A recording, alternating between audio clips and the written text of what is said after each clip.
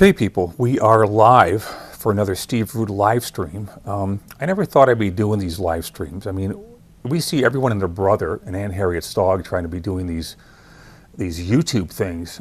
Well, it is obviously a sign of the times. I think a lot of people that advertise whatever they're advertising on YouTube, the subjects are all over the place. Everything from Bigfoot to the end of the world. I'm here to talk about art, and hopefully you are tuned in to hear more about art.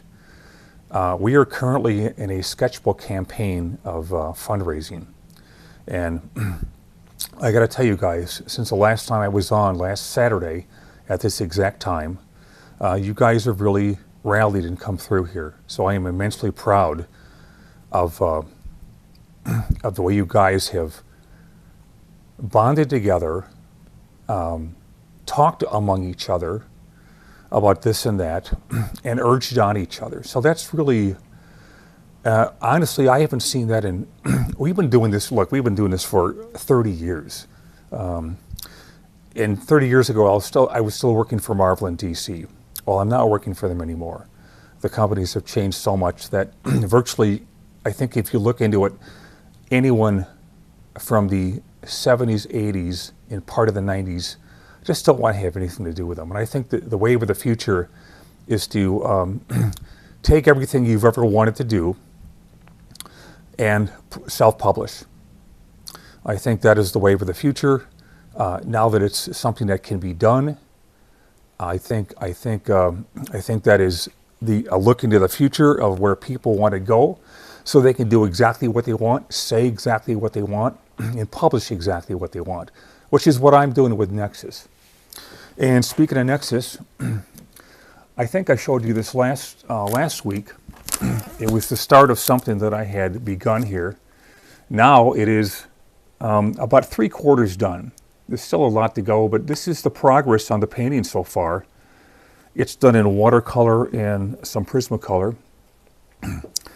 And once you see it finished, you're going to see a lot of emphasis on things that need to be, and a lot of whatever needs to be de-emphasized, you're going to see that too. So that's how it's turning out so far. It is huge. It is 20 by 30. That is normally the size that I work. The size came about actually in an interesting way. You know, when I was working for First, they told me I had to work 10 by 17. And I just realized at some point, this is ridiculous. Why am I painting on such a small size? Well, it was for their convenience, not mine. I happened to go to an NCYS show in Chicago, where First is located, before I infiltrated the actual place of First Comics, the actual building. And I thought, these paintings by Wyatt they must be like 5 feet high. And I thought, why don't I work a little bigger than 10 by 15? Are you kidding me? So that's what made this stuff come about. A lot of painters work this size right here. Elvgren worked this size, 20 by 30. He worked in oil. I work in different mediums. And this is a really good size, especially if people want to buy the original to display it in their home, or even if it's displayed in some convention someplace where you can actually see the original and examine it, like pretty much every artist wants to do. So that's why I work that size. Another piece that I had been working on, I think I showed you guys, it was another Alice in Wonderland painting. I must have shown it to you because it is actually going to be the cover of the latest sketchbook. So this is done a little smaller. You can see it's like 15 by 20. And that's how the original turned out right there. This is done on Crescent illustration board. People have been complaining about the sagging quality of illustration boards, the lessening quality. Honestly, guys, I don't see a whole lot of difference. So maybe it's just true about pretty much everything, I think. This was done in fluid acrylics, golden fluid acrylics for the most part. So it's a very opaque paint, but it's also water-based, and it's kind of is an acrylic base to it, okay? So it's permanent. So if anyone spills water on it, wipe it off. Why are we doing this project here? Before I get into this right here, Later on, we're going to be doing a little watercolor sketch kind of a thing. I don't believe in the word sketch. This is actually going to be as finished as I can make it in the time that I have. So if you want to stay tuned and watch me go through my watercolor paces, then by all means stick around. But why are we doing this project here? Why are we trying to raise money for this sketchbook? Well, since we are independent and no longer dependent on comic companies that we all used to for our income, we are now entirely responsible for that income raised on our own. And due to the wonderful things that have come up in the last 20 years, the fundraising thing, we are able to do just that. So what it mainly allows me to do, and this is the big one here, it allows me to focus on what I most need to be doing, which is Nexus. I have been writing and drawing the last 2 Nexus hardcovers, starting with the Gormando book, The Coming of Gormando, and then The Battle for Thune World. Both of those books have already been out. The hardcover of Thune World has yet to come out, and that'll be up and coming for another day. But the way you guys have been really coming together here and boosting what normally is an amount of money that barely even covers print costs is not only exciting, but it's really saving our bacon right here. Another thing that I want to mention is I have a very squeaky chair here. It's driving me crazy. Some of the money you donate will be going to a new non-squeaky chair. Another thing this income helps us to do, besides just me concentrating on what I need to be doing, which is Nexus, it helps me be able to take time off and, I don't want to say mentor, I don't really like that word, but anyone who comes to me for help, if I'm able to offer it, then I can devote time to them. And I don't normally get too many people doing that, but maybe we'll pick it up at a certain point, because I know that there's a world of people that are in need of counseling. So that's going to be good. The final thing that you're getting out of this, is the people that are Patreon members, which are the highest paying tier of the fundraising types. They get special things, as they should. People that donate above and beyond should be entitled to very, very special behind-the-scenes things that no one else is going to see. So if you're into that kind of stuff, I think this behind-the-scenes stuff, depending on how it's done and what it is entirely fascinating. You guys want prints? Okay, well, we got 4 of them right here. When you help us fundraise, you have a choice of these 4. You can hear Flo Hard wheezing in the back. I think she needs a trip to the vets. These are the covers of the actual sketchbook. You saw the original over here. I just showed it to you. And we have 3 particular covers that are available right here. Why do blowhards always cough like that? Oh, Flo Hard. Okay, so here's the gold-plated edition. It's for your really high-class, spiffy types that like something to be embossed in genuine, rare minerals. So that's what this looks like right here. That's all I have to tell you right now. But look in the website. Look up the 2025 artist Steve Rude with the sketchbook information. You'll find out everything you need to know. Janelli, my wife Janelli, is endlessly devoted, entirely devoted to catering to the fans, making sure she answers all their questions, and especially makes sure things go easy for you and not hard, because we live in a world of very difficult processes where everyone is reciting their policies, and their policies normally have to do with anything but helping people out. So if you are interested in a place that might actually help you out and make life easier for you instead of hard, that's what our web page is set up to do for you guys. So ordering is easy, looking at stuff is easy, all that is easy. It's constantly in evolutionary state. It's always trying to be improved, which I think is the human thing to do, because nobody's perfect right out of the gate, but we're getting there. Today, to keep you guys entertained, you artist types, I've got a piece of Fabriano cold press art watercolor paper here, and I'm going to be working from a Frazetta thing because I think that's going to be of the most benefit to people who are into sci-fi and fantasy art. So you can see I've got the background blocked in, so you don't got to look at that boring stuff. And for the rest of this thing, we're just going to take my John Pike watercolor palette and paint in these various things that make up this this ponytail thing that Frazetta has done. First thing I have to do is figure out the color scheme. It's a very tricky, not as easy as it looks, kind of a scheme here. So I'm going to add some black, I'm going to add some red, and I'm going to add some some yellow. And this is essentially going to be a very dark, dull kind of a color. So let's see how this works right here. You can see I've got my trusty Chinese brush right here, all the way from China. And let's see how this goes here. A lot of people like to wet the paper surface first. I often do that. Today I seem to be not doing that. Frazetta was really good at proportions on female. He was just excellent at that.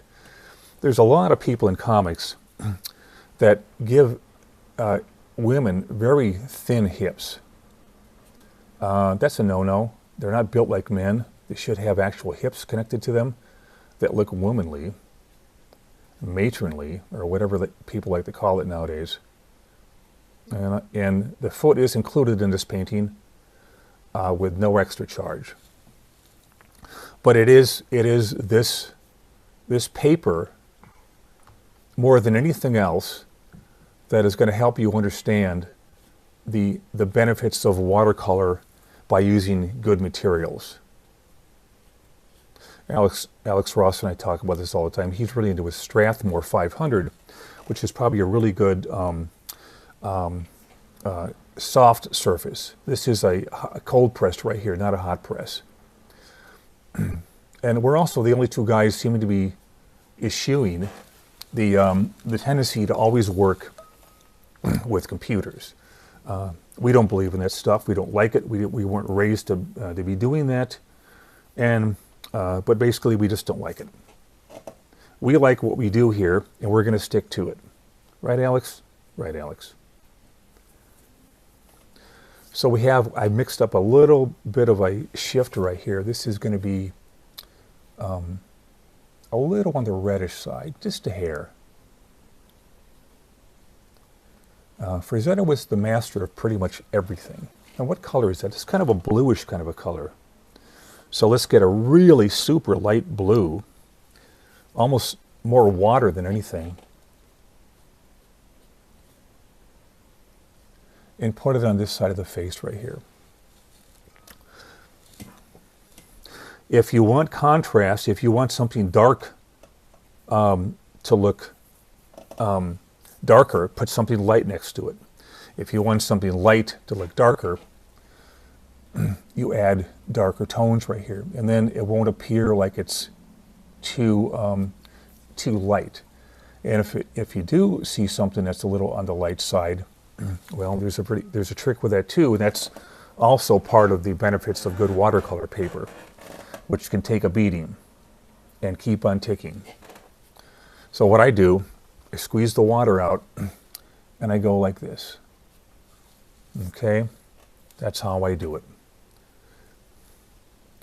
These are kind of the things I mentioned when we talk about Patreon members who are in the upper tier as far as payments go. These are kind of the things I talk about in behind the scenes.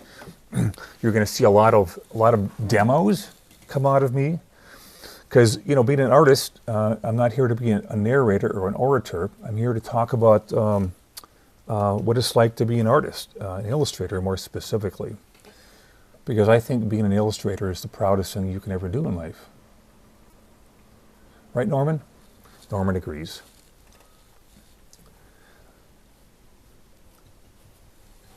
You basically are wiping off paint at a certain point. And you can model it. It doesn't have to be perfect. That's also the benefits of good watercolor paper. Flohar, do you want to watch here? You want to come up here and watch? Okay. Here, Chloe. Oh, okay. You sit here and watch the dude paint, okay? And you squeeze it, right, Chloe? Right? Squeeze it. And you model it. You model it. Oh, Chloe, all you want to do is chase bunnies.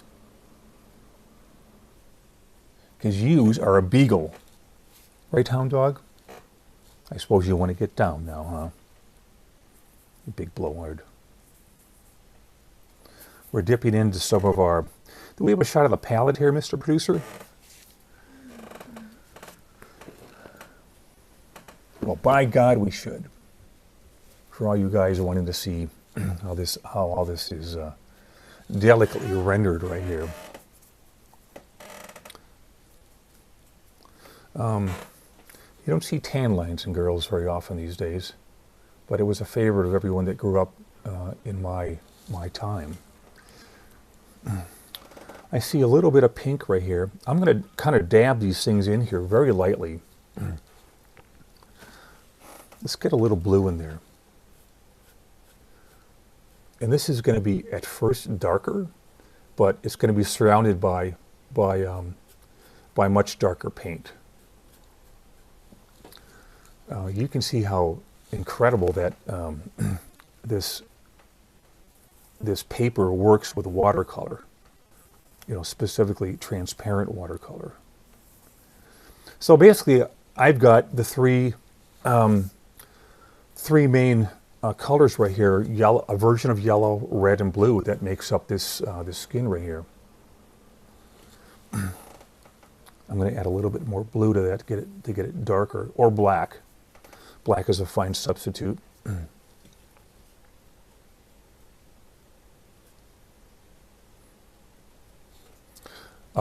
Questions are more than welcome if you have them. So pipe in, give me some feedback. Artists always like feedback. Oh, we actually just got a question. Well, we just got a question. I'm so happy. From Sam McClure, he asks, Steve, would you consider doing a tutorial on how to properly do the Kirby crackle? There's a lot of videos online, but nobody nails it like you do. The Kirby, what I call them energy dots. That's what I call what Jack did. Yeah, actually, I can very quickly explain to you what it takes to make those things look right. It's more of the negative space, the white space, than the black dots around the negative space, and that's what everyone seems to get wrong.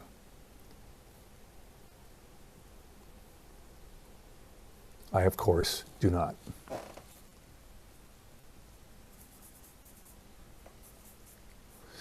So we're mixing up a little bit of a darker version of this color right here. This is a cast shadow.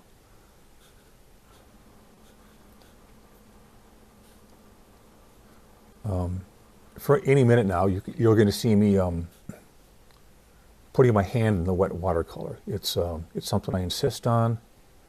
I've never been able to do it without doing that because I am impatient.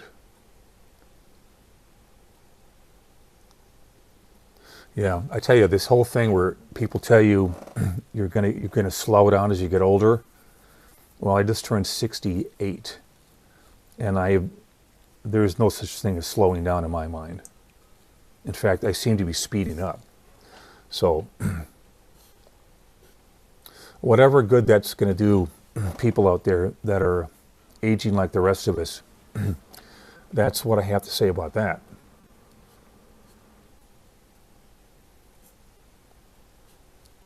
You know, almost like a kindergarten pace where you just can't stand to sit around or not be doing something.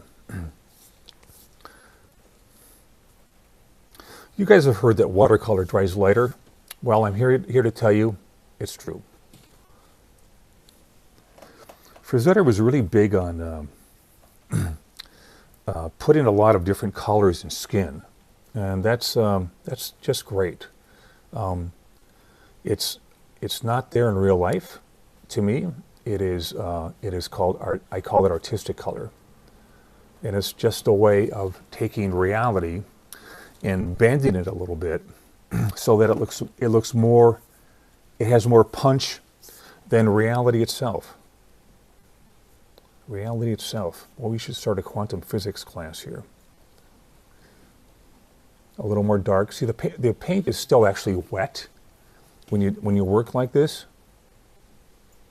And I wish I could rest my hand on the painting here, but then you know what's going to happen then. But I kind of think I should actually just get it out of the way because I know it's going to happen eventually.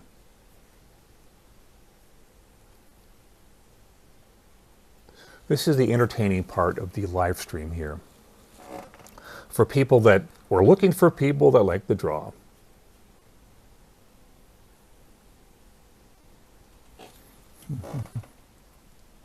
So if you want to learn how to draw and paint, there's a lot of people out there that are more than willing to devote whatever time they can to making sure that some of the stuff that goes on with the learning process is made a little easier than harder. I'm trying to think the first time I heard that phrase, smarter, not harder. That was back in my 20s. I had never heard that before. It was new to me. Very light, as you can see here. And of course that will quite possibly dry light too. If you want to pick up some of the paint, do that little trick that I showed you earlier. We have a question coming in from Kevin Willett. He asks, do you feel it is just as easy working from a photo or another painting, or do you prefer to have a live model? Well, it's a matter of necessity, actually. Back when there were no ability to photograph, everything was obviously done from life. You would have a live model lit with all your necessary tools and materials around you to work directly from that. And that method continued up until the time when photographs were normally were catching on finally. The purists didn't like it, of course, because no purist likes anything that's going to be changed.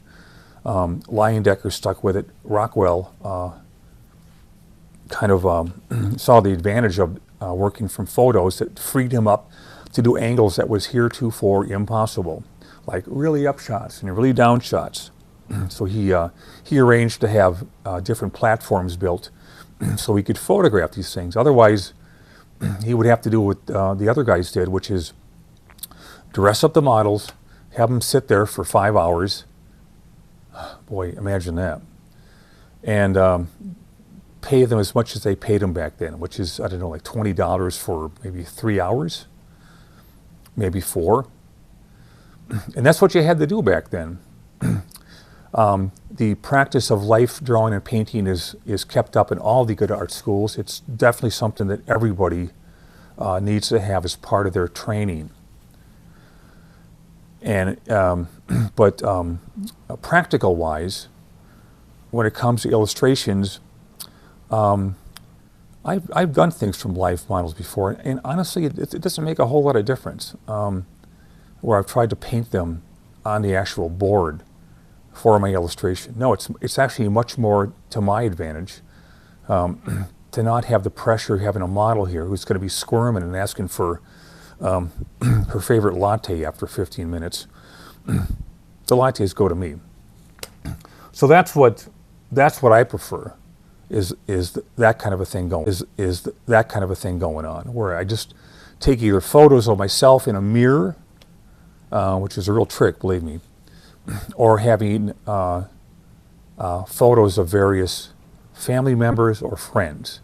I mean, that's what every artist does. Take my word for it. We want to get these things done as soon as possible, and the photo sessions aren't normally a whole lot of fun, especially for someone like me who wants to get going on things. But that is the process. The other method is, well, I'll show you right here. I had some photos that I used for this painting right here, but I drew it on my own based on my knowledge of everything you need to be an illustrator. And the photos came in handy for, and this is what other artists are going to tell you too, it's going to come in handy for folds, it's going to come in handy for hands, it may be highlights on a certain form, but honestly, so much of this comes out of your storage house of imagination. And the only reason you have a storage house is because you work so hard at putting these things in your memory that you can thankfully draw upon them, no pun, exactly when you need them most.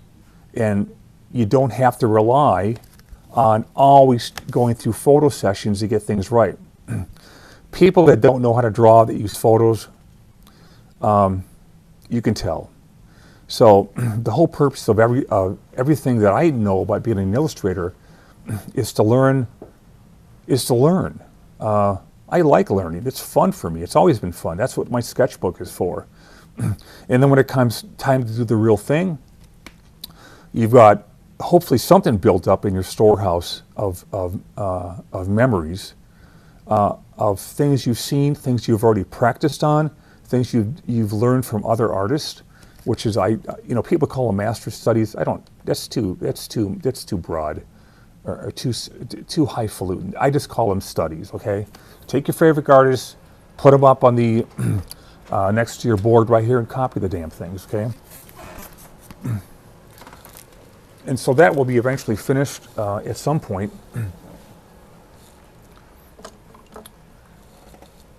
Some of the watercolor is dripping. Well, imagine that. Transparent watercolor is tough. It is always tough. I've never found it to be easy, but I've made inroads in it, thank God, that have helped me make it easier instead of harder. Everyone talks about layering in watercolor. Well, that's pretty much the way it is. Soft edge is instantaneous. That's how you get it. With opaque paint, you have to mix up separately all these different shades of color and value, and that is considerably harder than when you're working with straight transparent watercolor, which I've been working on for a long time. I think you guys have known that when I've talked about it from time to time. As this arm recedes right here in front of her, I'm going to darken it.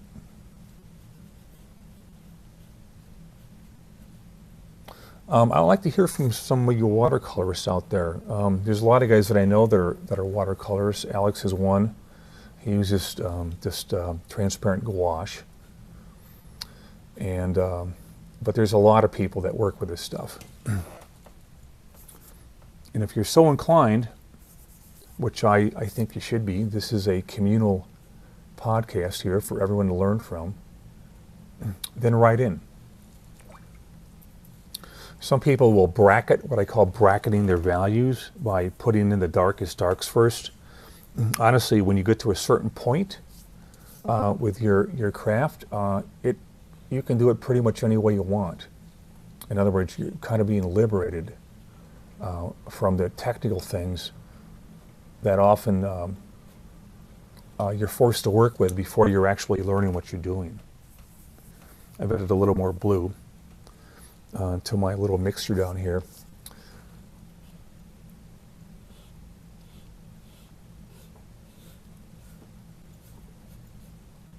If you squint enough, you can see that this is it's got a very distinct darkness darkness value ratio to it.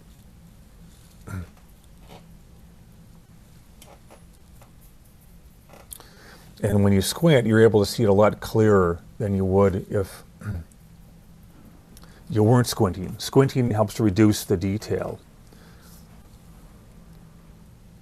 And pretty much that's what you'll hear if you ever go to art school. They're going to say squint. Squint, squint, squint. They told me that, they're going to tell you that. There are some incredible subtleties in Frazetta's work here. Just little tiny color shifts, but he knows how to model form so well. He's a literal master at it. And yes, it is true that he used a lot more photo reference sources than he lets on. I personally don't understand why someone that great would have to kind of withhold that knowledge. I don't think it benefits him, except to make him look more superhuman by not allowing for that. Right, Flowhard? We use reference, don't you?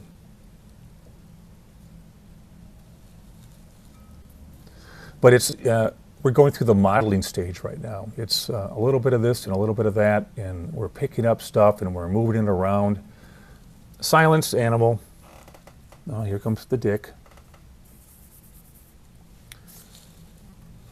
Oh, that's Weasel. Weasel, the Chinese dick. Yeah, we hear you.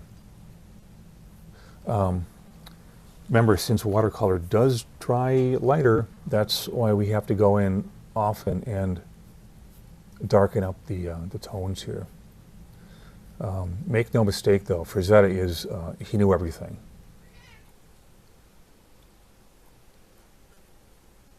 Whenever Mr. Producer is here, you can count on the kitty cats, as normal people call them, to surround themselves by her.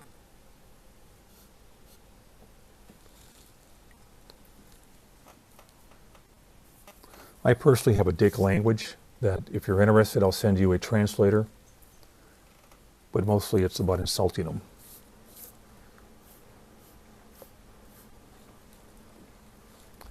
Remember, you can always pick up paint here too, all right?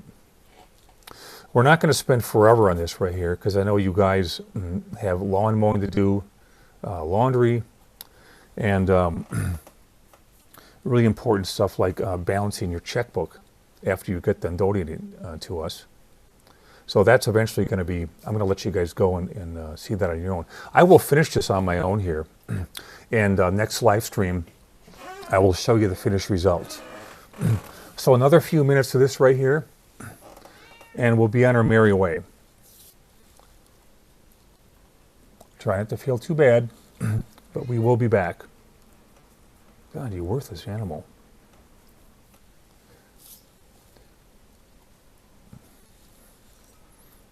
There are two different kinds of watercolor paper that everyone knows about. Cold pressed and hot press. Hot press is smooth, cold pressed is bumpy. There, that's how I describe it. It's bumpy. Most people work with cold press. Does it mean that you have to? No, not at all. Oh, here comes the other dick. That's Pillow. I call her, why do you think I call her Pillow? Write in with your answers. I'm not even going to give you a hint why I call her Pillow. That's not a real name, that's what I call her. Now the paper has to be fairly dry here to make this work. So it doesn't bleed into the other colors. And if it's not doing that, just pick the paint up. Our first big dark is coming up here, which is the hair. It's basically black.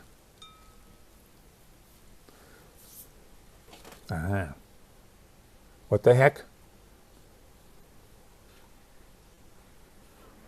I hear you over there.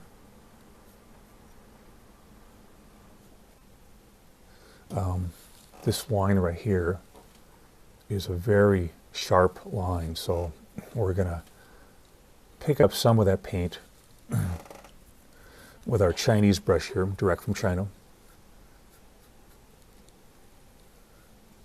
And we're going to give her an area where the sun doesn't normally shine. So there's always this right here. This is how you correct mistakes in watercolor. It's either that or using opaque paint, which is perfectly fine. The British call it body color. And it just means that you're adding a chalk-like substance to what is normally a transparent color. And that gives it the body. Therefore, body color.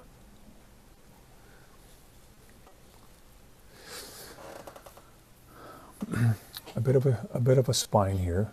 Everyone has one. Frazetta's so smart about his anatomy. He knows that there's various points in the body where there's little subtle changes that go on, and he knows all of them.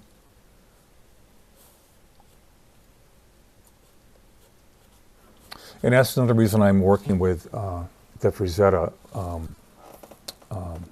copying for the Frazetta.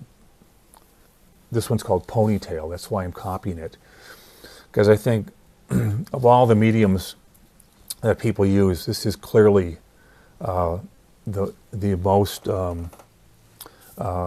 meant to drive you crazy.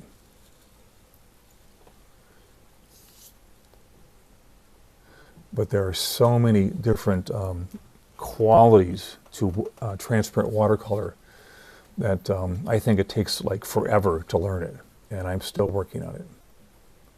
I feel like I've got a leg up in the last actually couple of weeks even.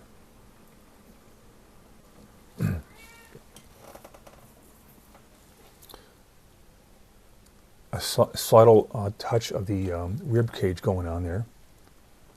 So this modeling that I'm trying to do here is a very subtle thing. Sometimes you actually don't want to stop working, you want to stop working wet in the wet. You want to let it dry first. So you can layer it with a little more control than you might normally have, which I should be doing right about now. So as we're letting it dry, and you guys are going back to your tax returns and whatever else occupies your very busy lives, keep the donations coming in. We're going to try. We're going to try for 15,000. Okay. We made that goal already, thanks to you guys. What we're trying for now is 30.